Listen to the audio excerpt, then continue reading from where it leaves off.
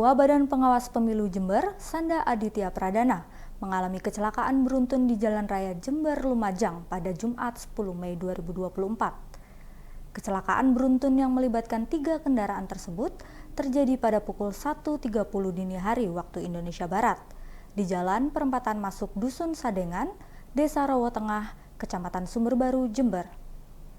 Kanit Laka Satlantas Polres Jember, Ibtu Edi Purwanto mengatakan, kronologi insiden tersebut bermula saat truk Isuzu bernopol K1495KS yang dikemudikan oleh Arofik melaju dari Jember menuju ke arah Lumajang dengan kecepatan tinggi.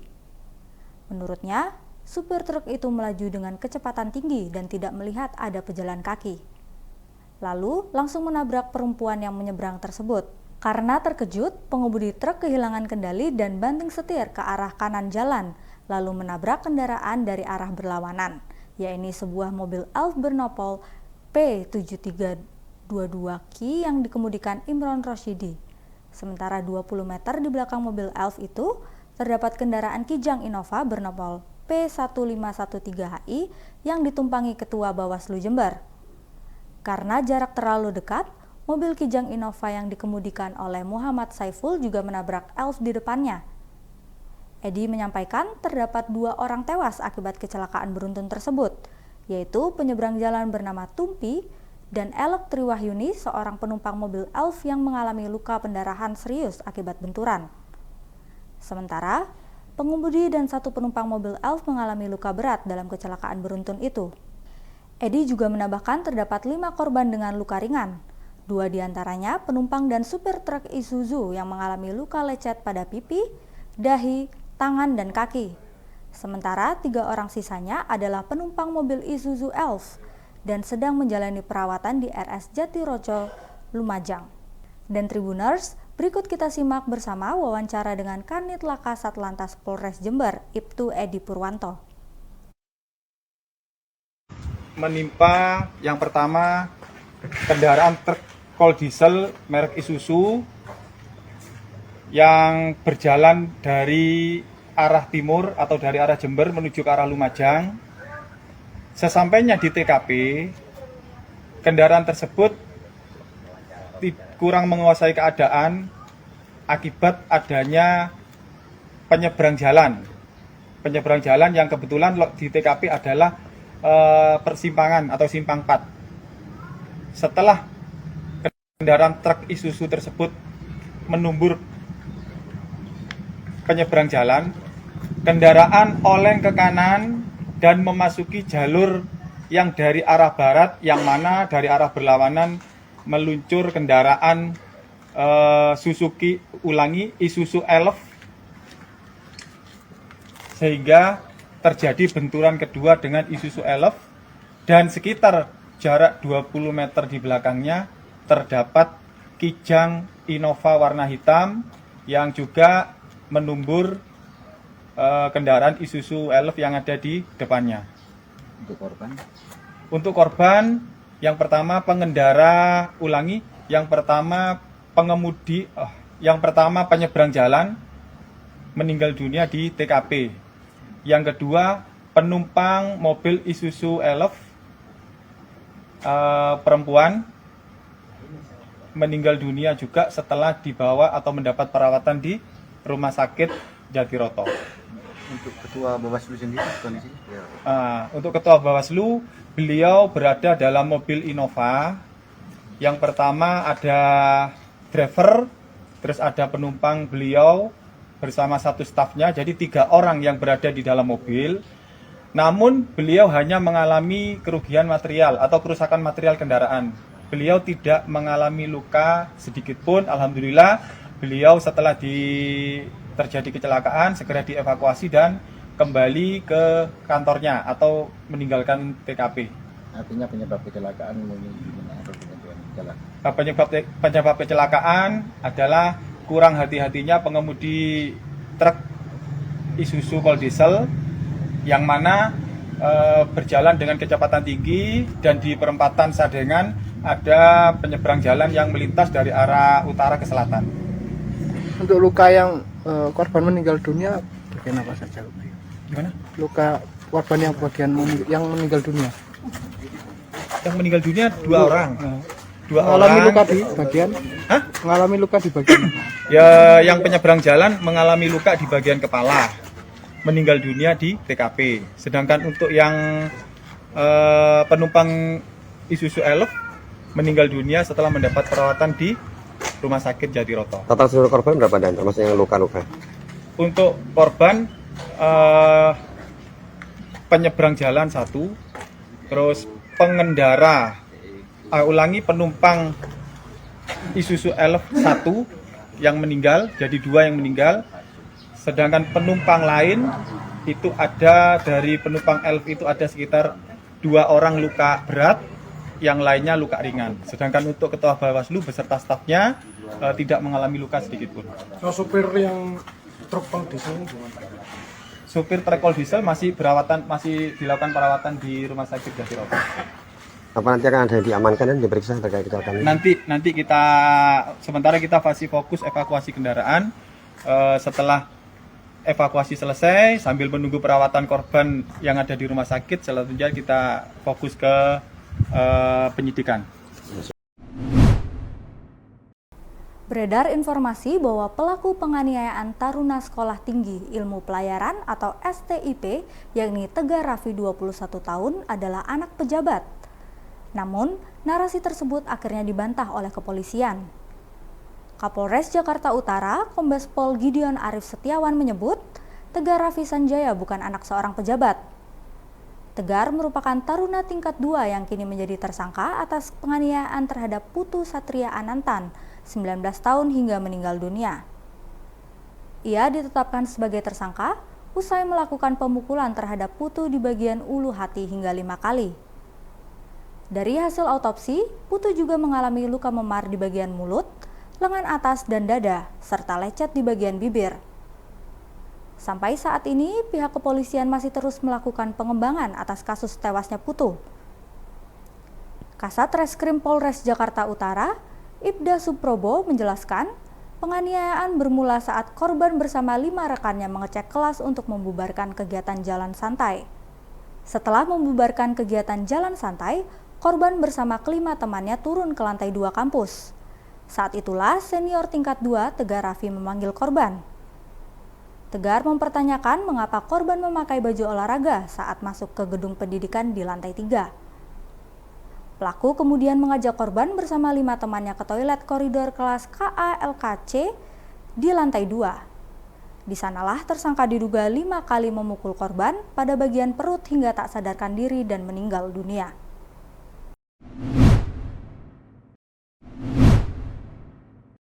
Menteri Agama Yakut Kholil Qomas mengecek kesiapan layanan hotel dan dapur catering di Madinah, khususnya melihat dan memeriksa langsung layanan untuk jemaah haji lansia pada Kamis 9 Mei 2024. Menak Yakut berkunjung ke Emaar Elite di wilayah Syamaliyah atau sekitar 50 meter sebelah utara Masjid Nabawi, dan Miss Mary Kitchen for Serve Meals di wilayah Hatim Madinah. Emaar Elite Hotel berkapasitas 1.400 jemaah. Sementara Miss Mary tahun ini melayani 11.000 jemaah haji Indonesia per harinya.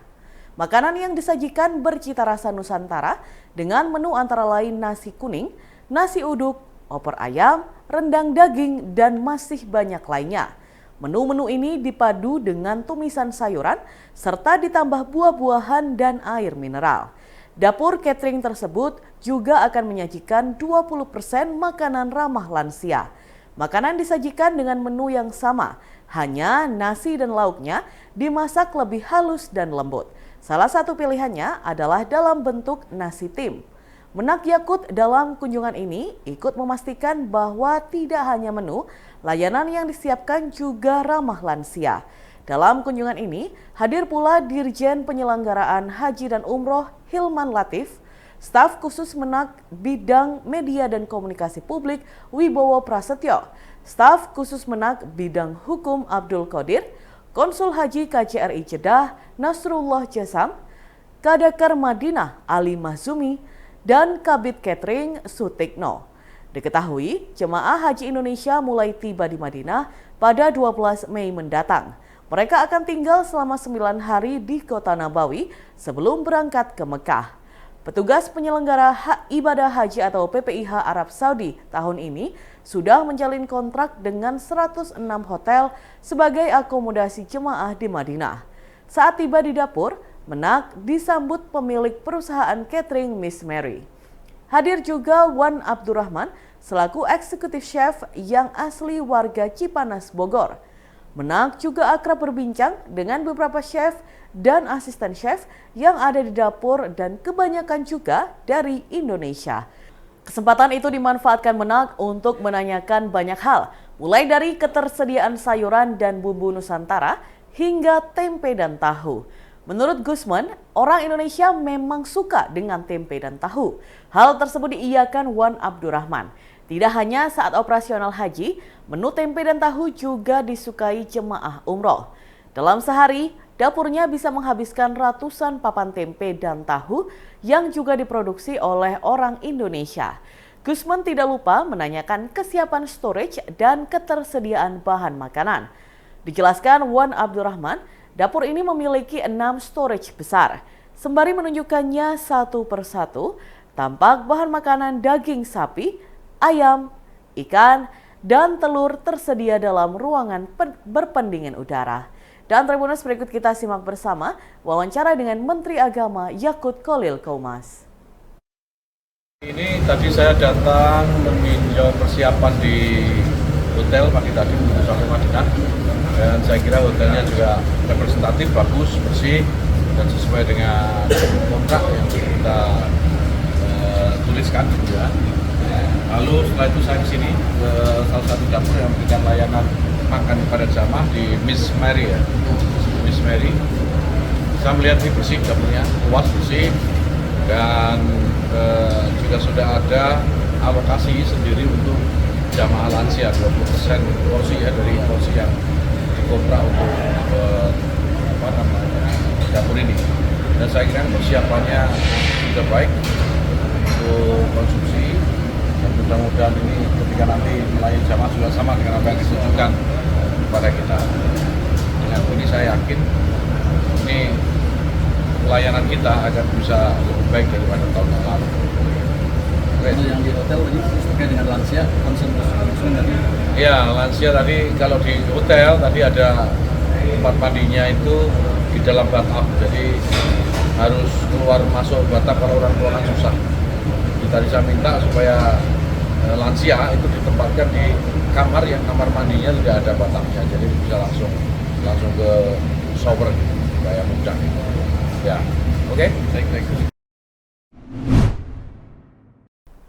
Presiden Jokowi merespon santai mengenai foto dirinya yang tidak terpasang di kantor DPD PDI Perjuangan Sumatera Utara. Jokowi berujar, hanya persoalan foto sedianya tidak perlu dibesar-besarkan. Saat ditemui awak media seusai meninjau Pasar Baru Kabupaten Karawang, Jawa Barat, Jokowi menyebut tidak begitu memikirkan soal foto dirinya diturunkan.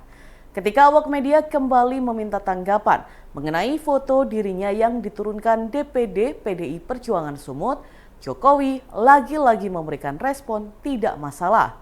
Diketahui, di kantor DPD PDI Perjuangan Sumatera Utara tidak terlihat foto Presiden Jokowi terpampang saat penyerahan formulir pendaftaran bakal calon Gubernur Edi Rahmayadi pada Senin 6 Mei 2024 lalu.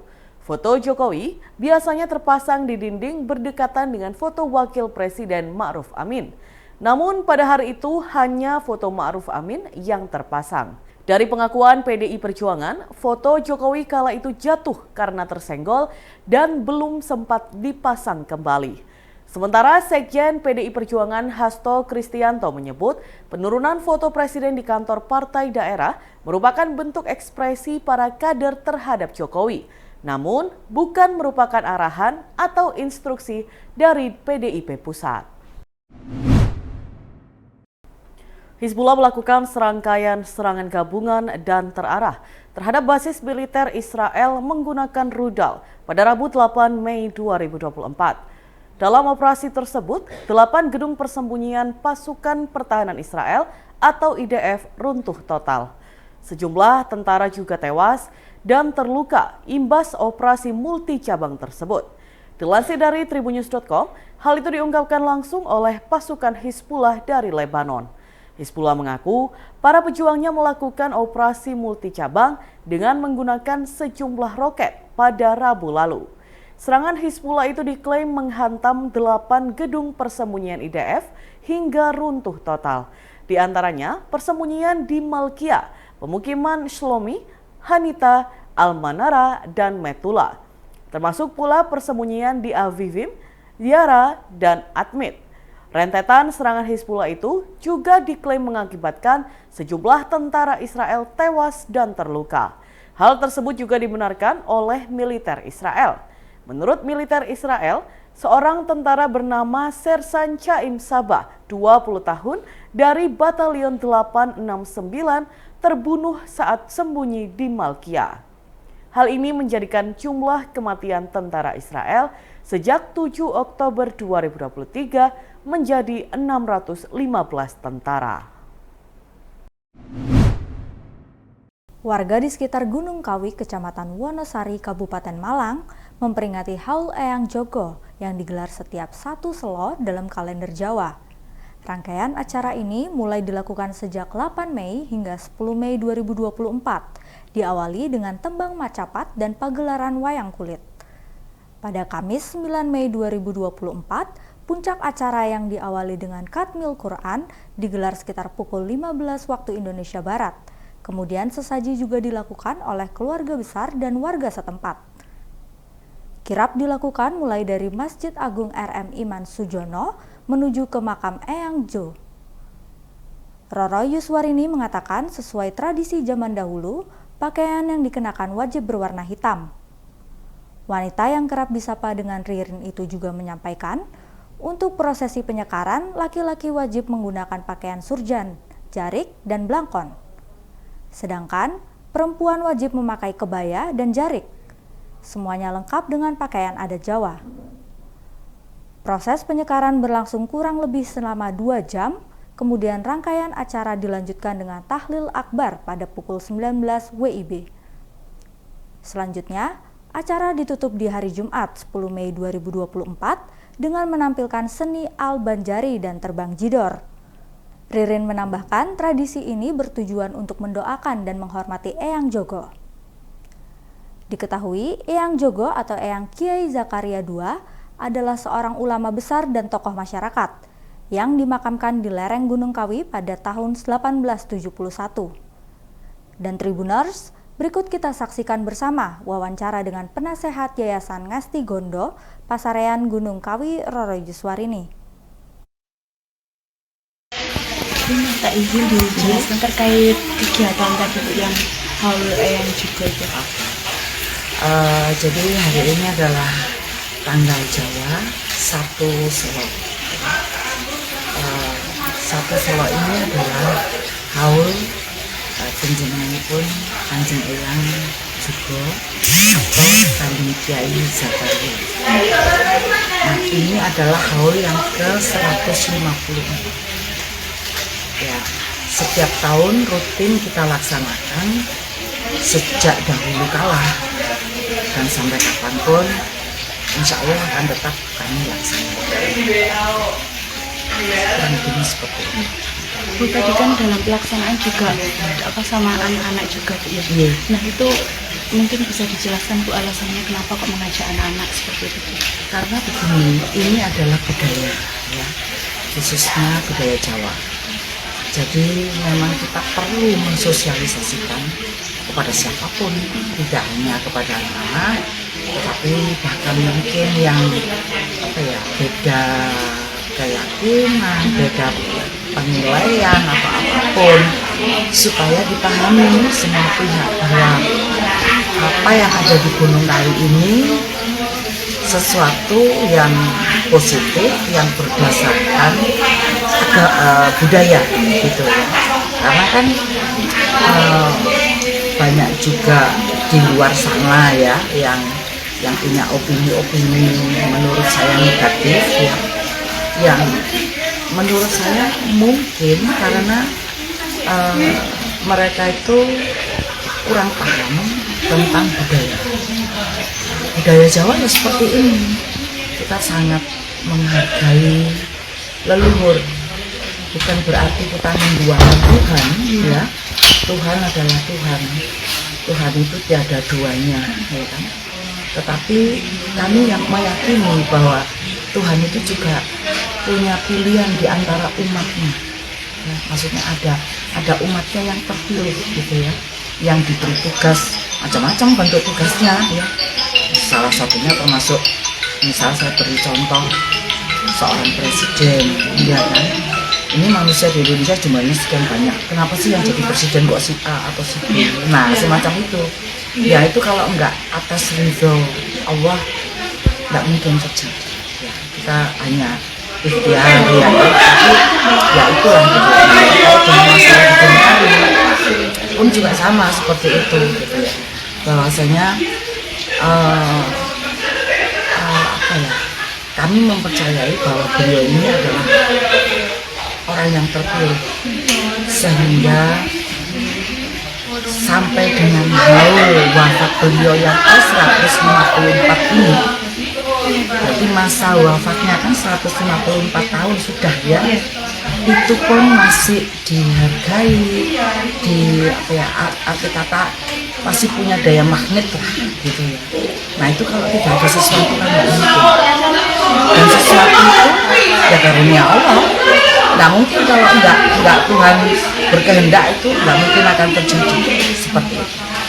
Bu, mungkin bisa dijelaskan rangkaian acara Hole Eyang Jugo ini apa saja sampai yang seperti apa? Acara rangkaian acara ini pertama itu ada kita Ruah Rasul. Ruah Rasul itu kita mohon izin kepada ya leluhur yang ada di sekitar kita, buyut kita kah, ibu kakek nenek kita kah, ya kan, itu namanya Ruah Rasul. Maksudnya kami mohon izin akan melaksanakan ini gitu. Kemudian yang kedua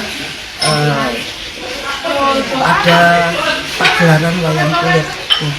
Pagelaran wayang kulit itu kalau di Gunung Kawi ini sifatnya sajen. Kenapa? Karena dahulu kala panjenenganipun Eyang Jugo ini di saat Syiar itu melalui budaya wayang kulit ini. Kurang lebihnya ya sama seperti Nggih Sunan Kalijogo gitu kan. Zaman dulu kan untuk syiar itu kan ceramah ya. Jadi nggak seperti sekarang ya, itu beda. Jadi ada mediasi yang itu adalah budaya, seni dan budaya bahkan ya. Maka di Gunung Kawi ini pun juga kental dengan keberadaan seni dan budaya wayang kulit, dan kami kembangkan bahwa di sini juga ada kelompok-kelompok kesenian seperti hadrah ada, kemudian jaranan ada, kemudian tari-tari tradisional juga ada, karawitan juga ada, pedalangan juga ada gitu. Nah itu dari Yayasan Ngesti Bondo juga membina masalah tersebut. Download Tribun X sekarang, menghadirkan lokal menjadi Indonesia.